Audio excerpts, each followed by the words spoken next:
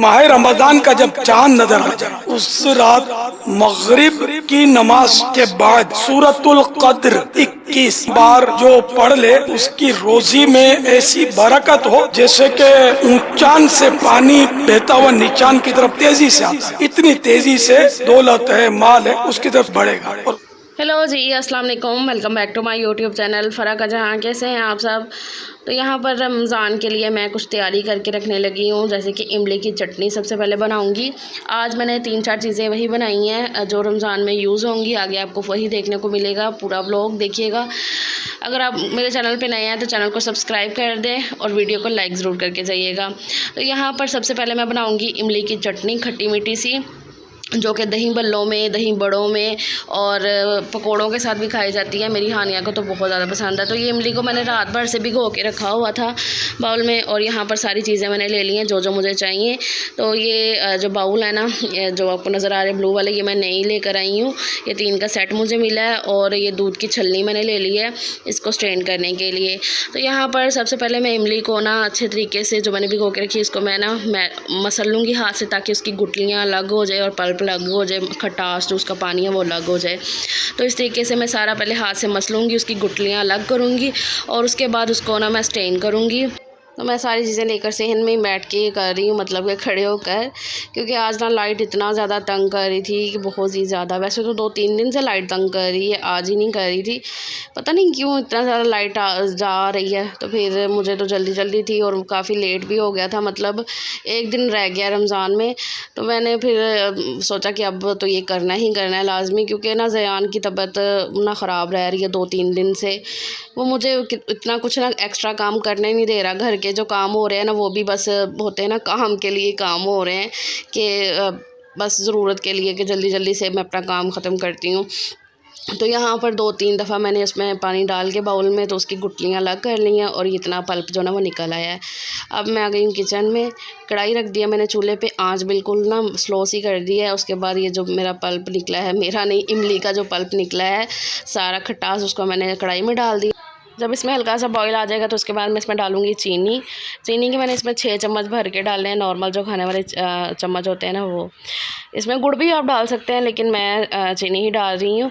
एक दफ़ा मैंने जब गुड़ से बनाई थी ना, तो वो सलीम को इतनी अच्छी नहीं लगी थी, तो फिर मैं ना उसके बाद चीनी ही डालती हूँ। उसके बाद मैंने यहाँ पर डाला है नमक, और डाल रही हूँ इसमें मैं ज़ीरा पाउडर। ज़ीरा पाउडर थोड़ा ज़्यादा ही जाएगा, इससे ना बड़ा अच्छा सा टेस्ट आता है इसमें। और अब मैंने डाली इसमें पिसी लाल मिर्च। तो बस ये सारी चीज़ें डाल के अब मैं इसे मिक्स कर दूँगी, और बिल्कुल हल्की आंच पर ना हमने इसे गाढ़ा होने तक पकाना है। तो जब तक वहाँ पे चटनी बन रही है तब तक मैंने कहा ये वाला काम कर लेती हूँ। तो यहाँ पर चने जो है ना वो मैंने बॉईल कर लिए हैं। इनको मैंने रात को ही भिगो दिया था और सुबह में उठ के मैंने इन्हें बॉईल किया है, प्रेशर लगा दिया था। इनको मैं इस तरीके से ना पैकेट बना के चनों का रख दूँगी। इस तरीके से ना बड़े आसानी हो जाती है। हर दफ़ा ही मैं ऐसे करती हूँ कि चनों को बॉईल करके रख देती हूँ, और भी आगे जो जो मैं काम आपको दिखाऊँगी मैं हर दफ़ा ही करती हूँ। इससे ये होता है कि जब चना चाट बने, दही भल्ले बने, तो आराम से एक पैकेट निकाला और उसको यूज़ कर लिया। मतलब रोज़ाना भिगाओ चने और फिर उनको बॉईल करो। जो चीज़ें आप स्टोर कर सकते हो फ्रिज में रख सकते हो, और जितनी आपकी फ्रिज में जगह है उस हिसाब से ना आप भी इस तरीके से कर लिया करो।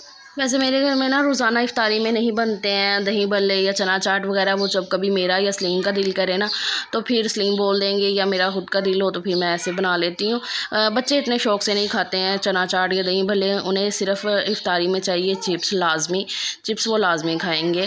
तो खैर यहाँ पर मेरे 5 पैकेट चनों के 5 पैकेट्स बन गए थे। अब मैंने उठा के रख दूँगी फ्रीज़र में। तो जब तक मैंने चने वगैरह रखे हैं फ्रिज में, तब तक यहाँ पर चटनी जो है ना मेरी बन चुकी है। जैसी मुझे गाढ़ी चाहिए वैसी हो चुकी है गाढ़ी। ये बस इसे 1-2 दफ़ा मैं मिक्स करूँगी और चूल्हा बंद कर दूँगी। और मैंने बिल्कुल इसको देख रहे हैं ना, बिल्कुल धीमी आंच पे बनाया। आंच आपने ज़्यादा तेज़ नहीं करनी है, वरना उसमें ना मसाले वगैरह कच्चे रह जाएंगे और अच्छे से टेस्ट नहीं आएगा। धीमी आंच पे आपने बनाना है। आप कढ़ाई को देख के समझ तो गए होंगे कि कितना ज़्यादा ये पकी है और उसके बाद ये गाढ़ी हुई है इस तरीके से। अब मैं इसे ठंडा होने दूँगी, चूल्हा बंद कर दूँगी, और ठंडा होने के बाद यहाँ पर मैं इस जार में इस तरीके से इसको ना भर के रखने लगी हूँ। बिल्कुल ठंडी हो चुकी थी यहाँ पर चटनी, और मैं इसे भर के रख दूँगी फ्रिज में। और आराम से ये 1 हफ़्ता तो चल ही जाएगी। पकोड़ों के साथ भी बड़ी मज़े की लगती है, एक दफ़ा ट्राई ज़रूर करना। वैसे तो आजकल आप बहुत ज़्यादा कुकिंग चैनल्स वगैरह देखते होंगे चीज़ें वगैरह सीखने के लिए। चलो ये वाली रेसिपी भी ट्राई कर लेना। तो यहाँ पर मैं बच्चों को पढ़ा रही हूँ। ये दोपहर का टाइम हो रहा था, तकरीबन 3 बजे का।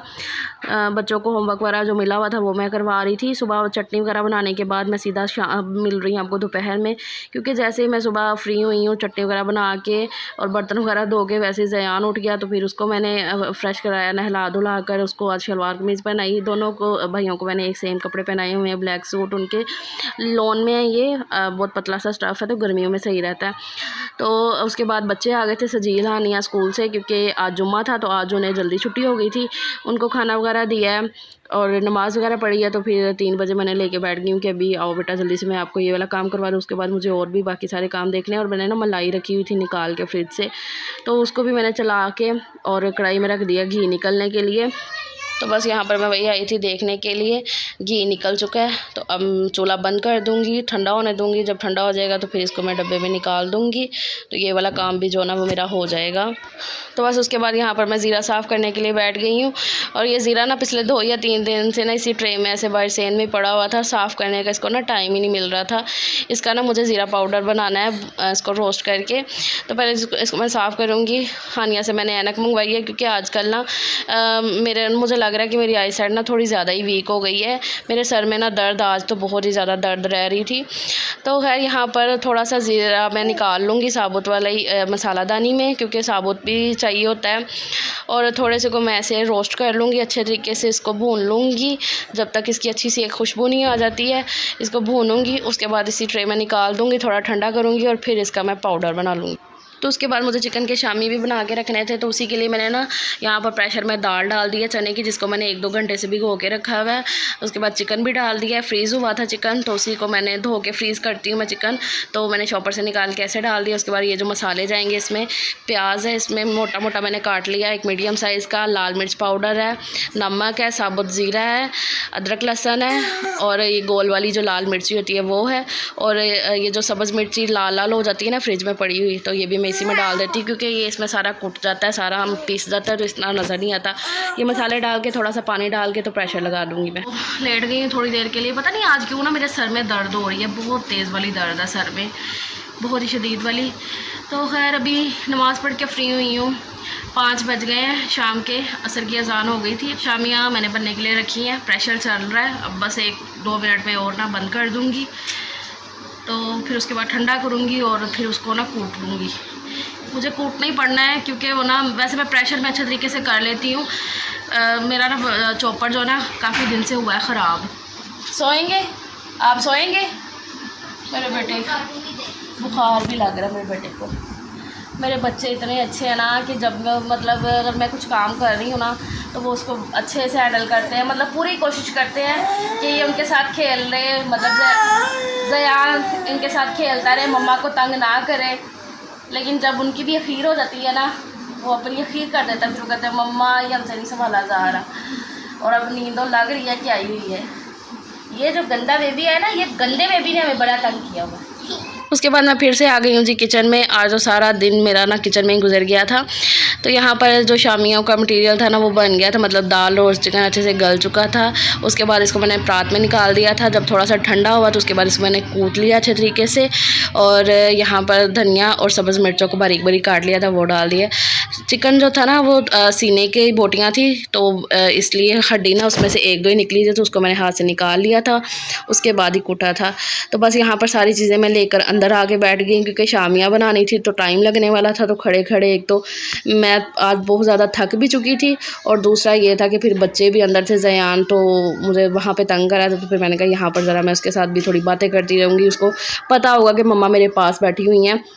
तो मैंने ना थोड़ा ऑयल लगा लिया है प्लेट पे, ताकि ना शामियाँ जब मैं निकालूँ तो आराम से निकल आएँ। और इस काम में ना मुझे 1 या 1.5 घंटा लग गया था आराम से, क्योंकि शामियाँ थोड़ी ज़्यादा थी तो फिर बनने में भी टाइम लगता है, और फिर साथ साथ बच्चों को भी देखना, तो इस वजह से। तो यहाँ पर सारी शामियाँ मेरी बन चुकी हैं, अब मैंने फ्रीज़र में रख दूँगी। जब ये अच्छे से फ्रीज़ हो जाएंगी, जम जाएंगी, उसके बाद मैंने निकाल के एयर टाइट कंटेनर में रख लूँगी, तो ये आराम से 1 महीना चल जाएंगी। उसके बाद ये है जी रात का टाइम, यहाँ पर हम रात का खाना खा रहे हैं। तो रात के खाने में मैंने फिर आलू का पुलाव बना लिया था जल्दी जल्दी से, क्योंकि काफ़ी लेट हो गया था मुझे शामियाँ बनाते बनाते ही। तो आलू का पुलाव बहुत ही मज़े का बना था, साथ में धनिया पुदीने वाला रायता था। 3-4 मैंने शामियाँ भी फ्राई कर ली थी, बहुत मज़े की लग रही थी शामियाँ पुलाव के साथ। और नेक्स्ट व्लॉग में ना मैं आपके साथ और भी ना रेसिपी शेयर करूँगी जो कि मैंने बना के रमज़ान के लिए रखी थी, रोल और समोसे वगैरह। तो वो इंशाल्लाह नेक्स्ट व्लॉग में करूँगी। तब तक के लिए मुझे दीजिए इजाज़त। अल्लाह हाफिज़।